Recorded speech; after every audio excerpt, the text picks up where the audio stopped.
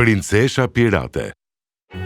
Në pallatin e Lisbonës, ku sallat prej me meri jehonin nga rregullat dhe pritshmëritë, Princesh Marina e kalonte çdo mëngjes në të njëjtën mënyrë, duke vëzhguar botën ku nuk i lejohej të bënte pjesë.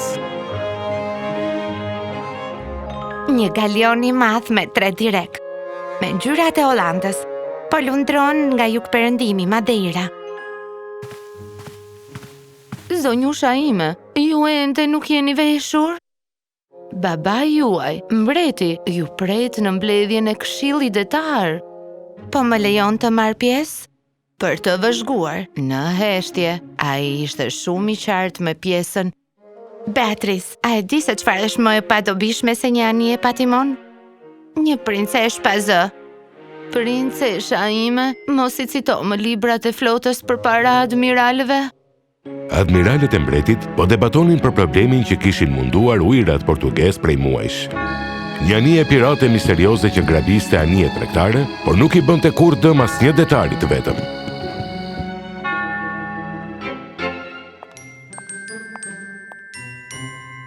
Madhëri, gjarë prej kuq goditi sërish javën e kaluar.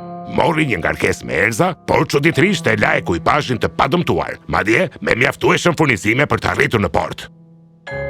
Një pirate me parime, sa e papërshtatshme. Besojmë se kapiteni i tyre është një grua. Ekuipazhi raporton dikë që e quajnë kapiten Catalina. Një grua komandon anijen më të shpejt në këto ujëra? Sa fantastike është kjo! Marina, çfarë ishte kjo?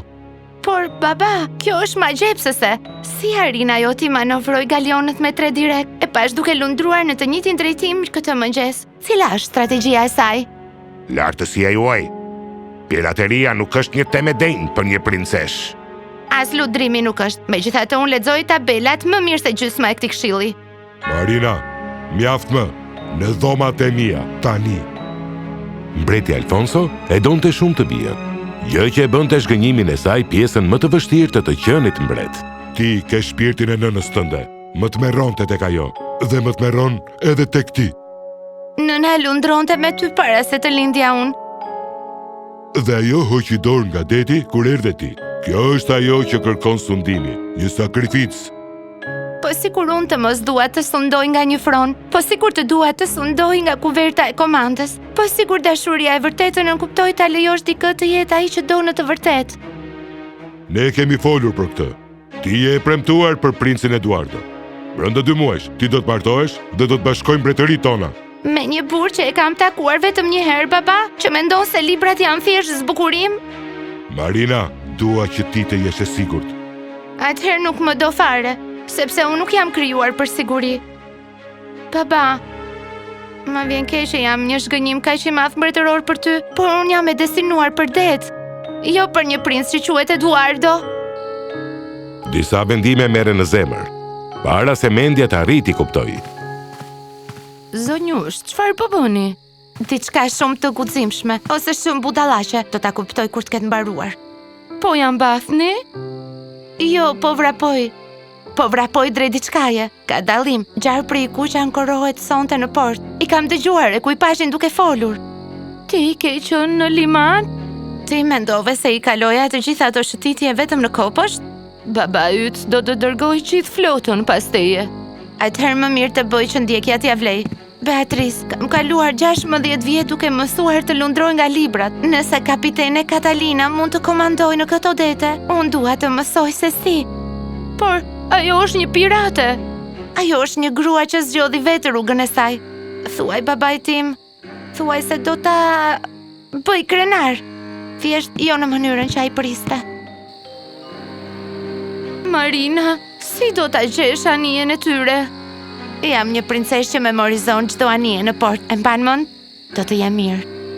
Dhe kështu, princesh Marina e shkëmbeu kurorën e saj me një pyetje.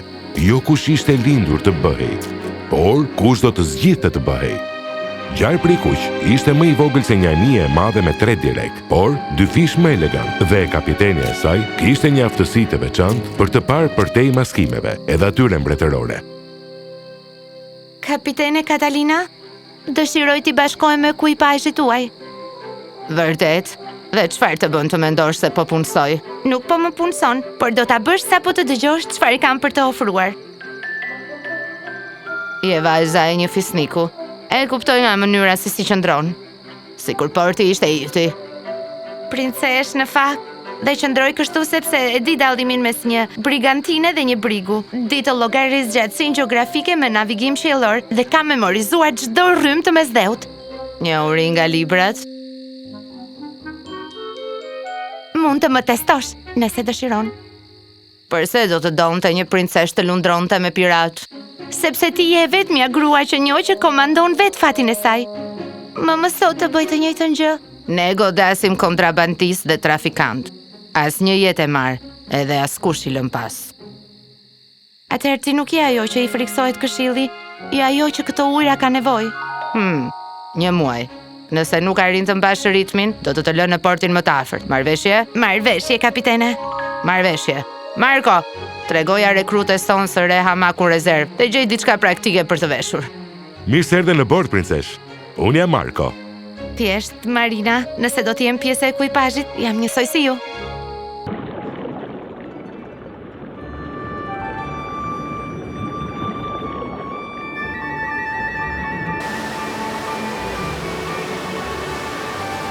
Marina ju përshtat jetës në anije, ashtu si një delfin valve.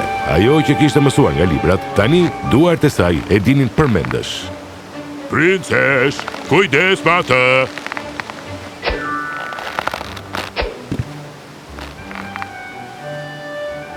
Është një nye 2 fishtë, Rafael.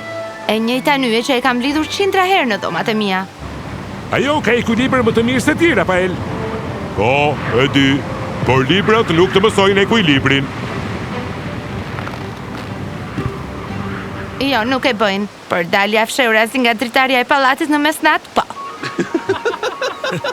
Je plot me surpriza. Edhe ti po ashtu. I njeh të gjitha ysit, por kur nuk më ke treguar si i mësove.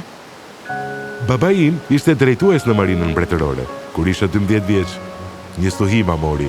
Më vjen keq. Është kjo arsyeja pse je këtu, në një anije pirate? Marina nuk u interesua për familjen e një drejtuesi të vetëm, në lam pas gjë. Katalina më gjeti në do. Më mësoi gjithçka që baba im nuk mundi. Ajo më dha një shtëpi kur nuk kisha asnjë. Je drejtuesi më i mirë që kam njohur. Të kam njohur vetëm prej 2 javësh. Disa gjëra thjesht i di. Marko, Marina, na duhet kursi për Nazor. Të shkojmë, princesh? Po, së bashku. Kur stuhia erdhi në javën e tyre të 13, erdhi shpejt dhe egër, duke përpir yjet dhe duke e kthyer detin në një pishtë të tërbuar. Ne kemi humbur orientimin. Nuk po i shoh yjet, kapiten. Marina, pa yjet jemi të verbër. Nuk na duen. Dëgjoj. Ai dëgjon? Çfarë të dëgjoj? Zojtë e detit nga ana e majt. Ata i kanë folet mbi shkëmbin. Duhet të jemi afër bregut. Jemi shumë afër, Rafael. Do të ngecim në breg me këtë mjeku. Marko, e mban mend historinë që më tregove për delfinët që përdorin ihonën? Kambana e anijes. Kapitene, urdhëroj ekuipazhin t'i bien kambanës së anijes vazhdimisht. Unë do t'u zbuloj pozicionin tonë. Besojeni asaj, le të bjerë kambana tani. Bëje! Të gjithë mbajtën frymën dhe pritën me tension. Dhe pastaj, jehona e kambanës së anijes u kthye me tinguj të ndryshëm nga drejtime të ndryshme. Atje, jehonat! Ajo më nga dalta është kanali i hapur. Ktheuni djathtas, larg jehonës së shpejt. Ajo e shpejta është këmbi, ktheuni larg saj. Kthese fort djathtas, dishni veshët e tyre.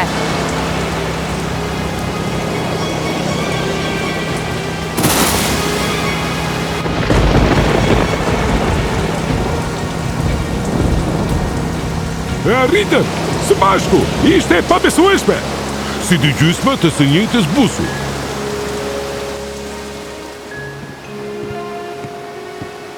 Sa po e shpëtuat këtë anije dhe çdo shpirt mbi të dy ju. Kujtova diçka që më kishin treguar për delfinët, për mënyrën si orientohen. E dija që do funksiononte. Dua të them, koha ishte vërtet e përkryer. E gjitha ishte merita e saj. Kështu që faleminderit, Marina. Jo, Ju të dy menduat si detar të vërtet, shpejt me zgjuarsi, me guxim edhe trimëri. Jo lumt. Deri në çastin kur Hëna kishte bërë kthesën e saj, jo vetëm që princesha Marina ishte endur në jetën e anije si një fije në vel, por ajo kishte gjetur edhe dikë që nuk e dinte se pa e kërkonte. Dikë që e shite të gjithën ashtu siç ishte. Kjo është e preferuara ime, Andromeda. Marko, muaji im përfundon nesër. E di, kapitenia premtoi të kthente, nëse ti doje. A dëshiron të shkoj? Ajo që dua unë nuk ka rëndësi. Ti je një princesh. Unë jam askushi. Ti e djali që humbi baban, për nuk humbi kur mirësin. Më mësove se yjet nuk janë vetëm për të orientuar, por janë edhe për të ndëruar. Marina. Ekuipazhi ka vendosur një emër për ty, Marina. O, vërtet? Princesha e detit, që lundron sikur të kishte lindur me krip në damar. Princesha e detit! Princesha e detit! Jam vërtet e nderuar, por muaji im po përfundon. Dhe ti ende nuk më ke përzën. Jam mirënjohëse. Po, pra dëshiron të kthesh? Duhet. Jo për gjithmonë, po për të përballur me babain tim, për të provuar se ajo që ka mësuar këtu ka vlerë, që mund të jem njëkohësisht princesh dhe detare. E kuptoj, vendi yt është. Vendi im është kudo që zgjedh unë ta quaj të tillë, edhe unë po zgjedh të kthehem. Te ti, te kjo anije, te kjo jetë. Ti do të kthehesh? Të premtoj, 6 muaj. Dhe kur të kthehesh, do ta bind babain tim të më ngarkoj një anije mbretërore të komanduar nga një grua, nga unë, dhe do t'i patrulloj këto ujëra. Dhe kur të kthehem, të dua pranë meje, si drejtuesin tim, partnerin tim. Si çfarë? Veriu i zemrës time. Do të pres. Do të numroj çdo yll derisa të kthehesh. Dhe unë do të lundroj në për çdo stuhi për t'u kthyer te ti. Jam e impresionuar. E ke menduar mirë deri në fund. Kisha shumë kohë në bordin në gjarprit të kuq, kapitene. Je mirë pritur në bord kur do herë, princeshe e detit. Princesha e detit! Princesha e detit! A do të kthehesh vërtet, princesh? Do të kthehem. Çdo vajzë duhet ta di se mund të gjej rrugën për në shtëpi. Për mua, shtëpia është deti. Edhe ti. Dhe kështu, Marina mësoi se princeshat mund të jenë pirate dhe piratet mund të jenë familje. Guximi është urtësia për të lundruar drejt ëndrave të tua, edhe kur ujërat janë të pashkelura. Thesari me i vërtet është liria për të shkruar historinë tënde, mbi dall dhe dashurinë e dikujt që dëshiron të jetë pjesë e çdo kapitulli.